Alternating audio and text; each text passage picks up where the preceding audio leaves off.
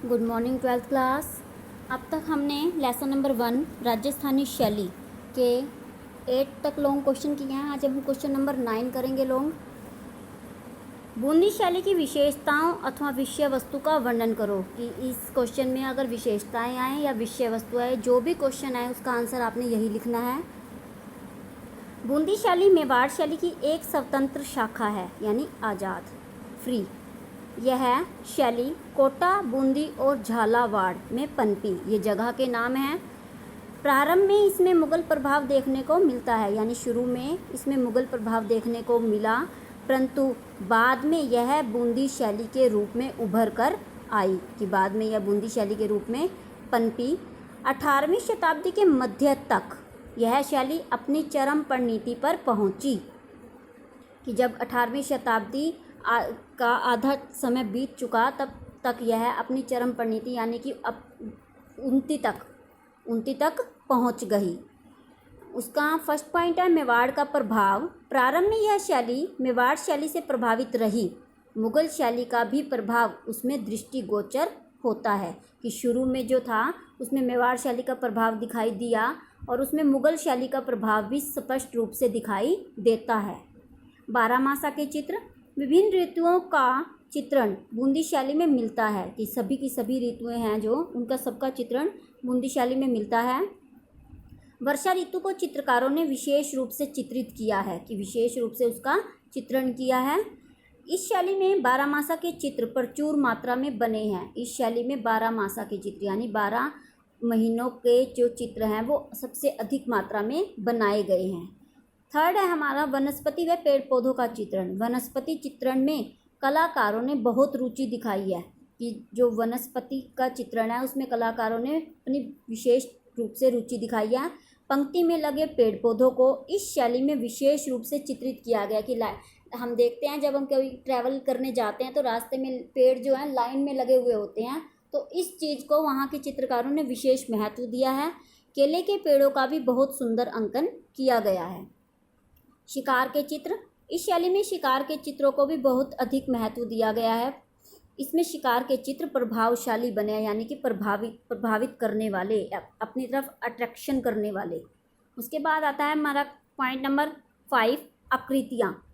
गोल मुखाकृतियाँ यानी कि गोल चेहरे, पतले होठ, परलव के आकार की आँखें, नुकीली छोटी नाक तथा छोटी ठुड्डी, पतली कलाई, हथेली, रक्ताम, छोटा वक्ष इस शैली में मिलते हैं। पुरुष व स्त्रियों के चेहरों में समानता है, मतलब एक दूसरे के चेहरे जो हैं समान रूप से दिखाई देते हैं। आगे चलकर कहीं कहीं लंबे चेहरे भी बने हैं। नेक्स्ट पॉइंट है हमारा पशु पक्षियों का चित्रण। पशु पक्षियों का चित्रण बूंदी शैली में अधिक हुआ है। हाशियों का चित्रण विशेष है। हाशियों का चित्रण विशेष है। सारस, मयूर, खंजन, चकोर आदि पक्षियों का सुंदर चित्रण किया गया है। हाशियों का चित्रण, हाशिए होते हैं जो हम बाउंड्रीज बनाते हैं, किसी भी पिक्चर को ड्रॉ करते हैं और उसकी बाउंड्री बनाते हैं, उनको हाशिए बोलते हैं। हाशिए लाल, हरे, पीले हाशियों को सुनहरी रेखाओं से सजाकर बनाया गया है, जिसमें बूंदी शैली के चित्रों में 4 चांद लगा दिए हैं। कि हाशिए बनाने से क्या होता है, चित्र में अट्रैक्शन आ जाती है, वो चित्र उभर कर सामने आता है। नेक्स्ट है हमारा रंग योजना। रंग योजना बूंदी शैली में चटकीले रंगों से बनाई गई है। नारंगी और हरा रंग अधिक प्रयोग किया गया है। सोने और चांदी के रंगों का प्रयोग भी किया गया है। नेक्स्ट है हमारा भवन सज्जा। बूंदी शैली में भवन सज्जा भी बहुत सुंदर की गई है, जिसमें गुंबद, जालियां तथा खिड़कियों को विशेष रूप से सजाया गया है। गुंबद वो होते हैं जो मंदिर के ऊपर गोल राउंड सा बना होता है। जालियां जैसे आजकल हम रेलिंग लगाते हैं, ऐसे पहले सीमेंट की जालियां बनाई जाती थी, सीमेंट से डिजाइन बनाकर। और खिड़कियां, इनको विशेष रूप से सजाया गया है। रेखा सौंदर्य। पृथ्वी के चित्रों में रेखाएं कोमल, लयात्मक, गतिपूर्ण व भाव प्रधान हैं। कि वो रेखाएं जो हैं वो सॉफ्ट हैं, बिल्कुल लय के साथ लगाई गई हैं, गतिपूर्ण हैं, जिसमें गति करने की क्षमता होती है, और भाव प्रधान यानी कि भाव को उत्पन्न करने वाली। कहीं भी रेखाओं में कहीं कोई अंतर नहीं है, बिल्कुल एक मोटाई की ही सुंदर रेखाओं से चित्र बनाए गए हैं, यानी ज़्यादा मोटी रेखाओं का प्रयोग नहीं किया गया है।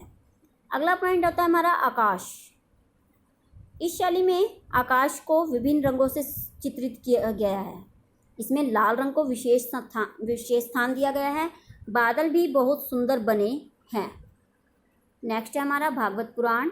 इस शैली में भागवत पुराण के चित्रों को बहुत सुंदर ढंग से चित्रित किया गया है कि भागवत पुराण के जो चित्र थे उनको बहुत ही सुंदर और आकर्षक रूप से चित्रित किया गया है और विशेष महत्व दिया गया है।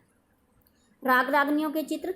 इस शैली में राग और रागनियों को विशेष महत्व दिया गया है, जिसमें राग रागनियों को सुंदर ढंग से चित्रित किया गया है। चांदनी रात के दृश्य।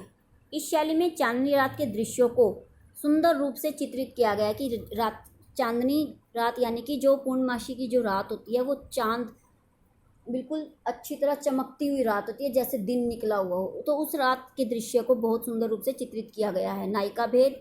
नायिका भेद बूंदी शैली के चित्रकारों का प्रमुख विषय रहा है। यह एक लोकप्रिय विषय है। पानी का चित्रण। काला और नीला रंग मिलाकर पानी दर्शाया गया है।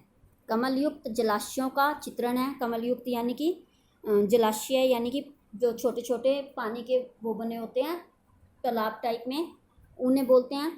तो उसमें कमल के फूलों को के साथ उन्हें चित्रित किया गया है। बाद में लहर सफ़ेद रंग से चांदी रंग के बजाय दिखाई जाने लगी है।